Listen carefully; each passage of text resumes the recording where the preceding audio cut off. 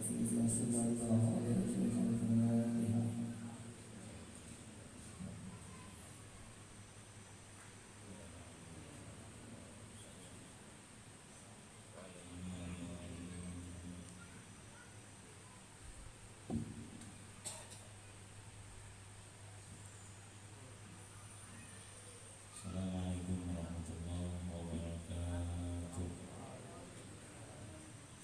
Alhamdulillahirabbil alamin.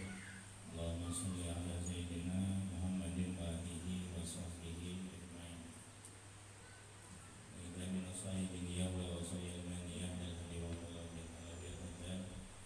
Radhiyallahu ta'ala anhu wa nafa'ana bi ulumi wa bi masyarafihi bi amin ila Allah. Wa amma silatul arham wa humul aqab.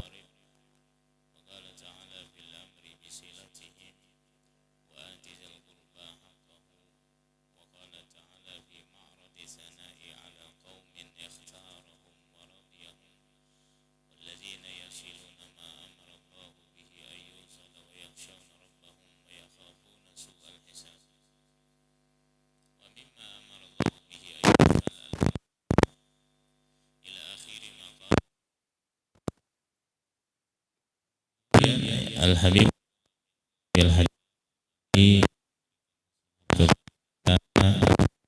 beliau berikan nasihat bagaimana kewajiban anak bakti kepada orang tua, kemudian kewajiban orang tua juga terhadap anak. Selanjutnya tentang memelihara hubungan dengan kerabat atau menyambung tali kekeluargaan, silatul arham. Adapun memelihara hubungan dengan kerabat atau dengan keluarga, maka Allah Subhanahu wa taala berfirman tentang memerintahkan yang demikian, wa atizal qurba haqqahu, dan berikanlah kepada keluargamu itu apa yang menjadi hak mereka. Berikanlah kepada keluarga dekatmu apa yang menjadi hak bagi mereka. Sebelum kita terus membicarakan tentang zal qurba, keluarga dekat, di sini ada istilah di dalam bahasa, ada namanya arham, ada namanya mahram, ada namanya rahim. Ada namanya mahram, ada namanya rahim. Jadi kalau inya mahram itu lebih dekat lagi keluarganya. Jadi ada mahram, ada keluarga dekat, ada keluarga jauh. Ada mahram, ada keluarga dekat, ada keluarga jauh. Contoh, yang namanya mahram adalah saudara kita, misalnya saudari kita perempuan, itu mahram.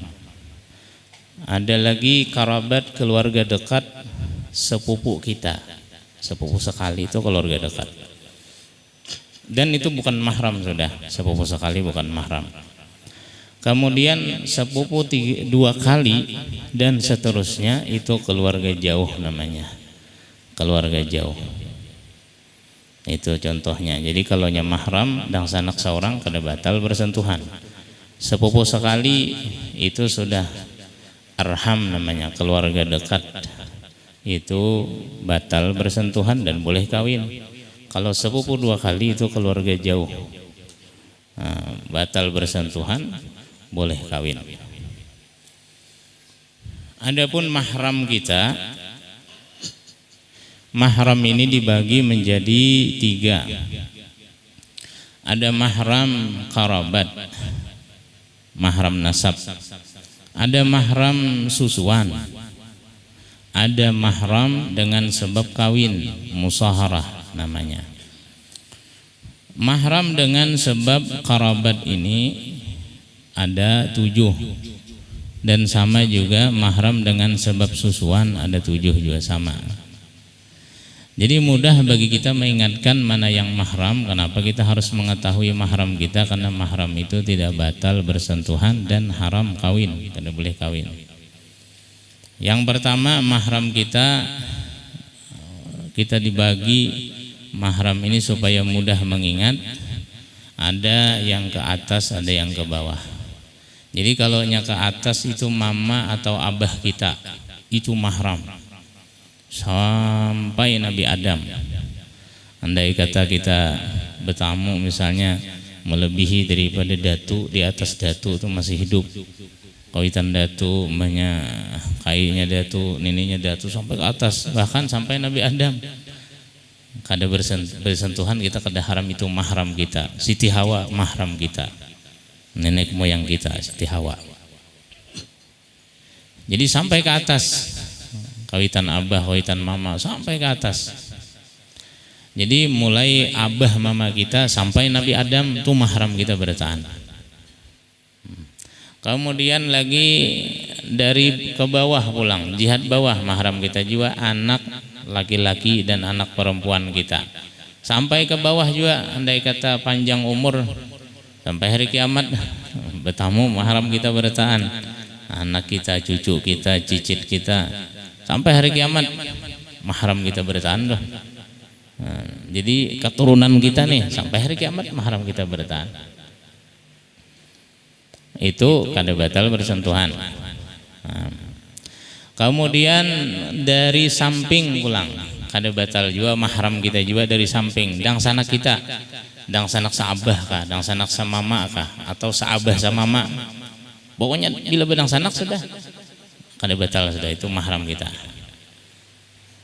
Nah ini nang seimbang kanan kiri kita, nang sanak kita, kakak kita, ading kita, itu juga mahram, baik sa uma atau saabah atau saabah sauma, itu mahram kita. Kemudian selanjutnya lagi yang mahram kita. Nah ini jadi nang mahram itu dang sanak saja. Kalau nya ipar lain mahram lah, ipar lain mahram. Nah jadi ipar bersalaman haram hukumnya, batal bila bersentuhan dengan ipar. Ini banyak sebagian salah sangka, dikira ipar itu sampai sudah kawin londang sanak, dikira sudah kada batal lagi. Batal, orang lain udah ipar tuh. Nah, maksud orang lain itu lain mahram maksudnya, bukan mahram. Tapi kalau nya di rahim termasuk iparan itu, menyambung tali kekeluargaan, ya ipar keluarga juga, cuma lain mahram. Nah, kemudian lagi yang mahram kita adalah acil atau paman, bibi atau paman. Kita lelakian beisi acil, ading abah kah, ading mama kah. Acil kan itu adalah mahram kita. Cuma kalau kita berisi paman kita berisi bini paman kita lain mahram. Bini paman kita lain mahram. Dan bila bersentuhan batal. Bila bersentuhan batal. Kita berisi paman, abah kita berisi ading lelakian, maka ading abah kita itu bini, bininya itu bini paman kita. Itu orang lain, maksudnya bukan mahram, bila bersentuhan batal. Ini juga orang mengira bahwasanya bini paman kita itu, bah itu acil kita juga, uang kita juga aja, kan bapak juga salaman. Nah, batal dan haram hukumnya. Kemudian lagi yang terakhir nang mahram kita adalah keponakan kita, kemanakan kita mahram. Dang sanak kita nang mana aja tadi, bila berisi anak, bibinian atau lakian itu mahram kita itu. Dang sanak saabah, dang sanak sauma, berisi anak, berarti kemanakan kita nih. Jadi kemanakan kita itu mahram juga, keponakan mahram. Bahkan sampai ke bawah, anaknya keponakan mahram juga. Anaknya keponakan mahram juga. Kita bisa kemanakan kita kawin, lalu bisa anaknya pun juga mahram bagi kita, boleh bersalaman dengan kita. boleh bersalaman dengan kita. Cuma tadi bibi acil kita itu mahram, tapi anaknya lain mahram. Nah, anaknya kada mahram lagi, bahasa kita sepupu. Sepupu sekali lain mahram, haram bersentuhan. Anu kita sepupu sekali kayak bedang sanak kayak di kita. Kada papainya berjalan berdua itu ini bersunyi-sunyi, padahal haram hukumnya. Kalau di Hadramaut itu kadang-kadang ipar aja kada soh beli lihatan. Nah, ipar kada bertahuan. Kenapa? Karena orang lain mahram sudah. Tidak boleh melihat. Orang ipar aja kada tahu. Dari saking menjaganya orang di sana. Ini keponakan apa namanya tadi? Sepupu. Sepupu sekali lain mahram dah. Apalagi 2 kali, apalagi 3 kali. Apalagi sepupu kawan. Lain mahram. Ini sepupu aja, hanya sepupu kawan dibawa. Nang sepupu sekali aja lain mahram dah, apalagi nang 2-3 kali. Pupunya banyak. Jadi kita ingat mahram kita, abah mama kita ke atas, banyak anak kita ke bawah, dan sanak kita ke samping, mahram. Acil kita, paman kita, mahram. Keponakan kita, mahram. Nah itu aja nang mahram. Nah keponakan ke bawah mahram. Cuma kalau nya keponakan beisi anak, anaknya mahram masih. Tapi amun acil beisi anak lain mahram. Acil kita ya sepupu kita tadi. Jadi nang mau ke bawah itu apanya menjadi mahram tadi anak kemanakan. Bila nyeba anak pulang jadi mahram kita pulang. Begitu pula cucu kita juga sampai ke bawah terus jadi mahram kita. Lalu kiaslah seperti itu juga tentang orang yang mahram sesusu, itu juga sama. Orang sesusu kan apabila sudah menyusui anak sampai 5 kali berturut-turut dan kenyang, maksud pengertian kenyang itu anaknya itu melapas seorang susunya, kada dipaksa melapas, puas sendiri. Jadi kenyang sekali dihitung, 2 kali dihitung.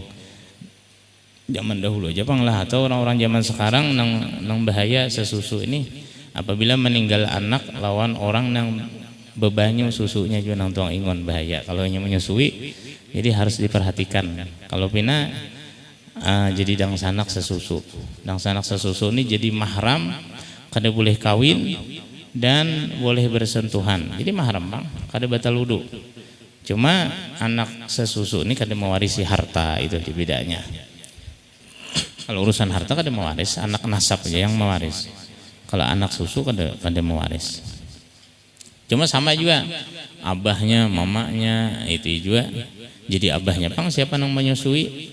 Bila istrinya menyusui anak sampai 5 kali berturut-turut kenyang, nang abahnya jadi abah susunya, umahnya jadi umah susunya, dang sanak susunya, paman susunya, ajil susunya. Nah, itu.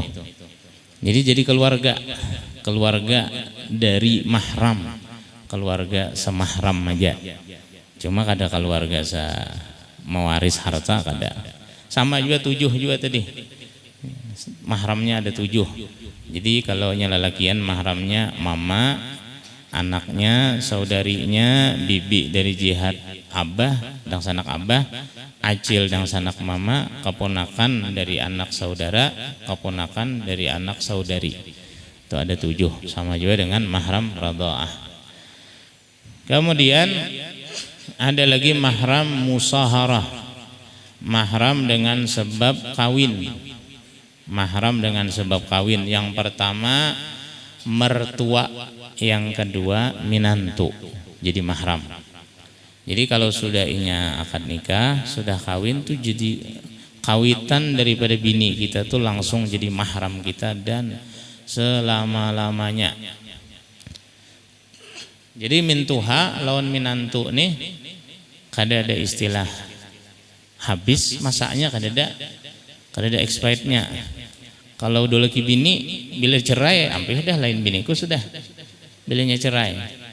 Tapi kalau mintuha walaupun bercerai sampai mati mintuha, kada mau mintuha itu terputus, jadi alal abad mintuha nih. Jadi kalau sudah cerai tetap mintuha, tetap mahram. Bila bertemuan tetap cium tangan, salaman lawan mintuha. Jadi mertua itu kada ada habisnya. mertua, atau kawitan daripada bini kita kadada waktu habis menjadi mahram, kadada sampai hari kiamat jadi mahram kita, sampai mati jadi mahram kita, jadi mertua. Jadi kadada istilah mintuha itu bakas, kadadalah itu bakas mintuha aku aja, kadada itu mintuha aku itu aja nyambat itu mintuha aku itu ya. Itu mintuha ulun kan, kadada bakas mintuha, bakas itu berarti habis masanya. Ini kada amun bini ada itu bakas biniku ada, tapi mintuha kadada. Kawitan mintuha kada batal juga dengan sebab perkawinan. Jadi keluarga itu bisa disatukan, bisa berhubungan keluarga dengan sebab nikah. Jadi keluarga bang, jadi mahram bang, jadi mahram. Makanya luar biasa diantara keistimewaan perempuan bibinian itu, kalaunya sudah dikawini oleh Habib itu jadi bini Habib sudah, dan bila beranak jadi beranak Habib, jadi bibinian itu jadi mahramnya habaib, jadi bagian daripada syarifah juga udah. Kalaunya bibinian kalah lakian kada boleh kawin lawan syarifah, kalau bibinian boleh kawin lawan Habib, dan bilanya sudah dikawin Habib anak Habib, dan jadi bagian dari keluarga mereka juga.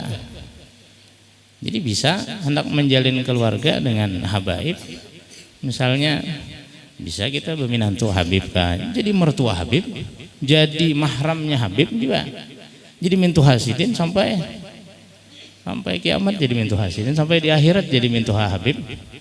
Kan ada putus-putusnya kalau jadi mertua Habib itu sampai hari kiamat, biar berpisah lawan anak kita, Habibnya tetap jadi mintu Habib.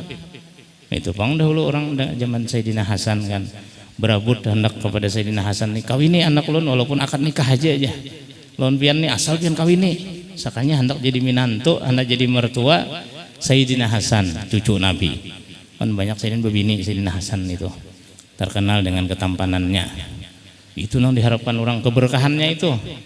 Jadi keluarga Habib bilanya Habib masuk surga juga nang mintuha Habib tadi, nang mertua Habib, nang minantu Habib kan masuk surga juga. Jadi keluarga itu kalau diulah dengan nikah. Kalau kita nih pang nalakian kayak Pak bisa hendak ada hubungan dengan Habib, bisa jadilah ayah dan ibu susunya Habib. Kalau kebetulan bini kita menyusui anak juga ada Habib juga, minta lawan sidin ulun ulah jadi anak susu lah, ulun susui, nah bini kita suruh menyusui 5 kali, bah jadi orang tua susu Nabi, jadi orang tua susu Habib, kayak Sayyidatuna Halimatus Sa'diyah, jadi ibu susunya Rasulullah Sallallahu Alaihi Wasallam. Jadi bisa diusahakan berhubung dengan yang demikian, dengan sekira ada terjalin kita hubungan dengan habaib. Kalau nya kada ada nang demikian, nang zahirnya kada ada, kita kada berminantu Habib, kada beranak susu Habib, paling kada kita belajar ilmu dengan Habib, itu pun juga hubungannya luar biasa juga. Jar Habib karena di akhirat ini muridku, diakui murid oleh sidin, kalau jadi dimasukkan ke surga Habibnya, murid-murid sidin pasti masuk surga juga. Itu untungnya dekat dengan para zuriat Nabi lah.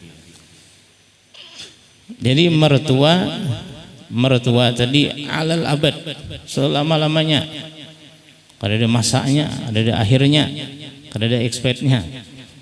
Begitu pula menantu juga, menantu kada batal juga. Jadi kalau mintuha tadi, kawitan mintuha, bahasa kita nininya bini kita batal lah menyentuh, kada. Bini kita ada masih beisi nini hidup, nininya kawitan mintuha nih nang bibinian kita bersalaman kada batal, jadi mahramnya mendatang dengan sebab perkawinan, jadi mahram mendatang dengan sebab perkawinan. Nah cuma bila inya minantu kawin ke lain beisi anak, anaknya itu kada ada hubungan lagi lawan nang mintuhanya tadi, mintuha awal itu lain mahram sudah nyenang. Jadi kalau nya kawin kepada orang lain kan beisi anak pulang, si minantu beisi anak nih, misalnya ada si Zaid kawin dengan seorang perempuan, lalu jadi mintuhanya jadi mahram baginya, lalu si istrinya Zaid ini meninggal dunia, Lalu kawin bahasanya lawan bibinian lain. Beisi anaknya, apakah anaknya ini boleh bersalaman dengan mintuha bini yang sudah mati tadi? Mintuha daripada bini yang sudah mati kada bolehnya lain mahram dah. Lain mahram. Jadi mintuha dengan minantu. Kalau nya mintuha terus ke atas mahram. Kawitan mintuha mahram. Andai kata bini kita ada diisi datu pulang, datunya itu nang bibinian mahram juga bagi kita. Nah, dengan sebab kawin terjalinlah mahram. Kemudian lagi ada selanjutnya lagi ada 4 tadi dengan sebab perkawinan. Yang ketiga adalah istri daripada abah kita, bini abah. Misalnya mama meninggal dunia, abah bebini pulang, berarti mama tiri biasa kita, mama tiri. Jadi mama tiri ini tuh adalah mahram, bini daripada abah, atau bini daripada kai, mahram juga. Kai kita bebini, kita bersalaman boleh lawan nang bini sidin, jadi mahram juga. Wa in ala wali, meskipun ke atasnya. Nah, jadi ibu tiri adalah mahram. Ibu tiri mahram. Ini nang sakatirian nih, ibu tiri adalah mahram. Atau bagi perempuan bapak tiri mahram, bapak tiri. Cuma ingat dang sanak tiri lain mahram. Dang sanak tiri lain mahram. Nah, si Zaid dengan Hindun sama-sama bujang, sama-sama duda lawan balu nih, sama-sama berisi anak, membawa anak keduanya. Zaid berisi anak lakian, si Hindun berisi anak binian. Lalu kawin si Zaid dengan Hindun, maka anaknya ini lain mahram. Nah, lain mahram, sama-sama membawa anak. Bahkan anaknya boleh kawin juga, anaknya kawin lawan sama-sama anaknya, abahnya dengan mamanya juga boleh. Jadi ibu tiri adalah mahram, ibu tiri. Begitu pula zaujatul ibin wa in sapula, istri bintuz zaujah. Begitu pula anak daripada istri, bahasa kita anak tiri. Jadi kawitan tiri adalah mahram, anak tiri adalah mahram. Nah, orang tua tiri mahram, anak tiri adalah mahram, anak tiri pun juga mahram. Cuma ingat kalau nya anak sakatirian ini ingat anak saja. Tapi bila sudah minantu lain mahram, minantu tiri lain mahram, minantu tiri lain mahram. Kayak apa contohnya minantu tiri bukan mahram? Seperti misalnya kita ada seorang duda kawin dengan janda nang berisi anak lakian, janda berisi anak lakian, dikawininya oleh si Zaid nih. Lalu setelah besar anaknya berisi anak tiri, anak tirinya lalakian. Setelah ganal anak tirinya kawin dengan orang, dengan bibinian, maka nah bibinian tuh minantu tiri baginya. Nah minantu tiri itu kan boleh bersalaman. Minantu tiri itu bukan mahram, menantu tiri itu bukan mahram dan kada boleh bersalaman, batal hukumnya menantu tiri. Jadi sakatirian tuh ingat anak tiri, ibu tiri, ingat situ aja. Nah, anak tiri, ibu tiri, ingat situ. Nah itu dengan sebab pernikahan, dengan sebab kawin. Nah jadi kita kenal sudah siapa-siapa mahram kita. Jadi nang bujur membacanya mahram, bukan muhrim lain. Kalau muhrim itu orang berumrah, haji atau umrah. Muhrim artinya orang berumrah.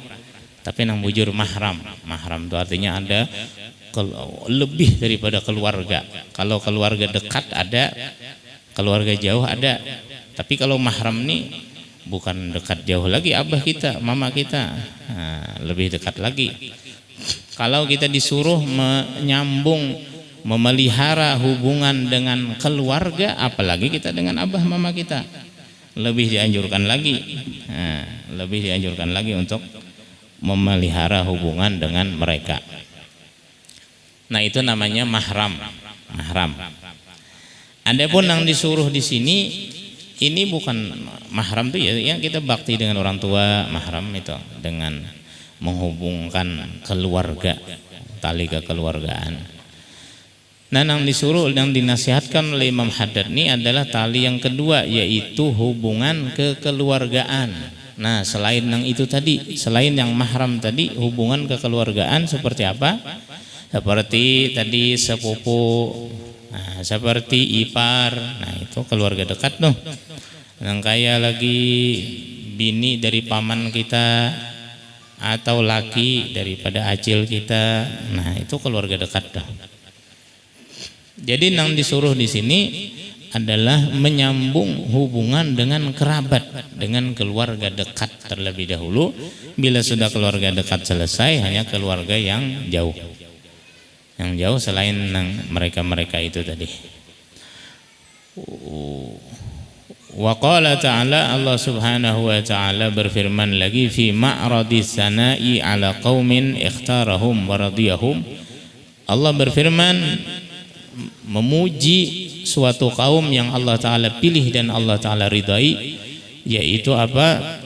Pujian mereka, pujian Allah, dan mereka-mereka yang artinya dan mereka-mereka yang menghubungkan sesuatu yang Allah Ta'ala perintahkan supaya dihubungkan, dan mereka takut pada Tuhan mereka, dan mereka pun takut akan hisab yang buruk terhadap mereka, maka Allah Ta'ala puji mereka. Jadi Allah Ta'ala puji, Allah Ta'ala pilih mereka orang-orang yang terpilih, orang-orang yang Allah Ta'ala ridai, yaitu orang-orang yang suka menghubungkan sesuatu yang memang Allah Ta'ala perintahkan untuk dihubungkan. Apa itu? Yaitu al-arham, yaitu tali kekeluargaan. Nah, Allah Ta'ala senang, Allah Ta'ala perintahkan kita untuk selalu menyambungnya, menghubungkannya. Wa qala Allah Ta'ala fi zajri an qati'atir rahim wa tahdzir minha. Dan Allah Subhanahu wa Ta'ala juga berfirman melarang keras daripada memutus tali kekeluargaan, seperti firman Allah, walladzina yanquduna ahdallahi min ba'di mitsaqih wa yaqta'una ma amara Allahu bihi ayyusala wa yufsiduna fil ardi ulaika lahumul la'natu wa lahum su'ud dar. Dan mereka-mereka yang merusak janji Allah setelah ditetapkan, dan mereka memutus sesuatu yang Allah Ta'ala perintahkan untuk disambung, serta mereka berbuat kerusakan di muka bumi, mereka itulah orang-orang yang terlaknat, dan mereka akan mendapatkan kediaman yang buruk di akhirat nanti.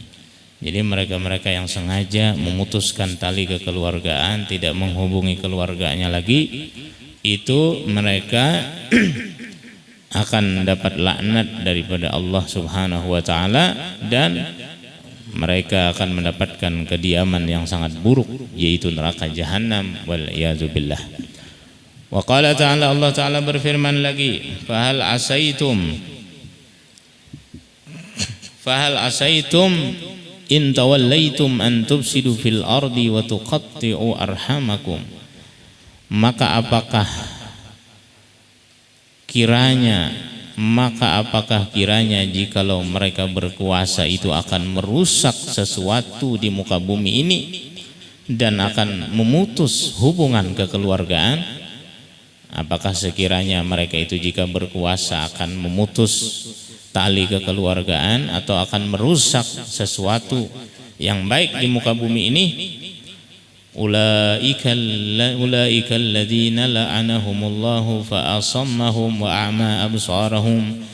Maka mereka itu adalah orang-orang yang dilaknat oleh Allah dan ditulikan telinga mereka serta dibutakan mata mereka. Jadi belum lagi berbicara tentang sunnah Nabi, tentang hadis-hadis Nabi, tentang bahaya memutus tali kekeluargaan. Baru 3 ayat atau 4 ayat di sini disebutkan. Imam Haddad menyebutkan yang mana ayat-ayat itu mengancam bagi orang-orang yang memutus tali kekeluargaan. Diancam oleh Allah Subhanahu wa Ta'ala, diancam dengan laknat, diancam dengan tuli, diancam dengan dibutakan mata mereka, dan mereka diancam akan mendapatkan siksa yang sangat pedih. Jadi cukup sudah dengan ayat-ayat Al-Quran ini berupa teguran bagi kita supaya jangan kita memutus tali kekeluargaan. Faqati'ur rahimi mal'unun fi nassil kitab, maka orang yang memutus tali kekeluargaan itu terlaknat menurut nas Al-Qur'an. Terlaknat mereka sudah.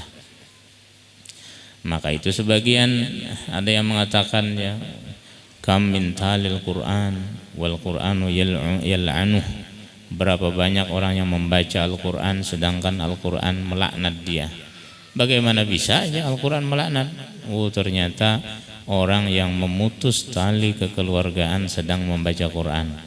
Sedangkan di Quran itu banyak ulaika lahumul la'natu wa lahum su'udar. Ulaika alladzina la'anahumullah. Mereka lah orang yang dilaknat oleh Allah. Jadi membaca Quran melaknat diri sendiri karena Quran tertuju pada dirinya. Wa qad qala Ali bin al-Husain radhiyallahu anhuma yusi ba'da banihi, maka berkata Sayyidina Ali bin Husain Ali Zainal Abidin radhiyallahu anhuma, beliau berwasiat kepada sebagian putra-putranya, iyyaka wa suhbata qati'ir rahim fa inni wajadtuhu mal'unan fi salasati mawadhi'a min kitabillahi ta'ala. Jar beliau, jauhi olehmu daripada berteman dengan orang yang memutus tali kekeluargaan. Sesungguhnya aku mendapati orang yang memutus tali kekeluargaan itu terlaknat di dalam Al-Quran di 3 tempat. Jadi yang pertama tadi terlaknat, dilaknat oleh Allah Subhanahu wa Ta'ala di 3 tempat. Ini 3 disebutkan tadi tentang ayat Al-Quran yang di atas tadi. Jadi orang yang memutus tali kekeluargaan itu terlaknat di dalam Al-Quran, dilaknat pada 3 tempat. Maka itu jauhi olehmu, jangan berkawan dengan orang yang memutus tali kekeluargaannya. Jadi ketika Imam Haddad menyebutkan di sini tentang bahaya memutus tali kekeluargaan, apalagi memutus hubungan dengan mahram. Kalau dengan rahim aja, ini rahim ini. Jadi keluarga dekat itu rahim, keluarga jauh itu aqarib, abaid. Al-arham itu al-aqarib, keluarga dekat. Kalau keluarga jauh, al-abaid, yang jauh. Jadi jika dengan keluarga dekat saja kita tidak boleh bahwal, lawan sanak mahram kita, lawan paman, acil mahram kita, keponakan mahram kita. Jika lawan yang dekat saja, jika lawan rahim aja, keluarga dekat seperti sepupu tadi, ipar keluarga dekat kan. Kemudian laki daripada acil atau daripada bini daripada paman kita, itu keluarga dekat. Jika dengan rahim aja, keluarga dekat, kita kan boleh memutus, apalagi dengan orang tua, dengan mahram, yang ada hubungan mahram, keluarga yang lebih dekat lagi, al-aqrab, keluarga yang lebih dekat lagi. Jadi ada qarib, ada aqrab, ada keluarga dekat, ada keluarga yang lebih dekat lagi, yaitu mahram, itu yang lebih dekat lagi. Jadi bahasa kita, orang yang memutus tali kekeluargaan saja terlaknat, apalagi orang yang durhaka lawan kawitan, lebih terlaknat lagi. Lebih terlaknat lagi. Nah, taipnya selanjutnya, waqala Rasulullah sallallahu alaihi wa alihi wasallam, wallahu ta'ala alam.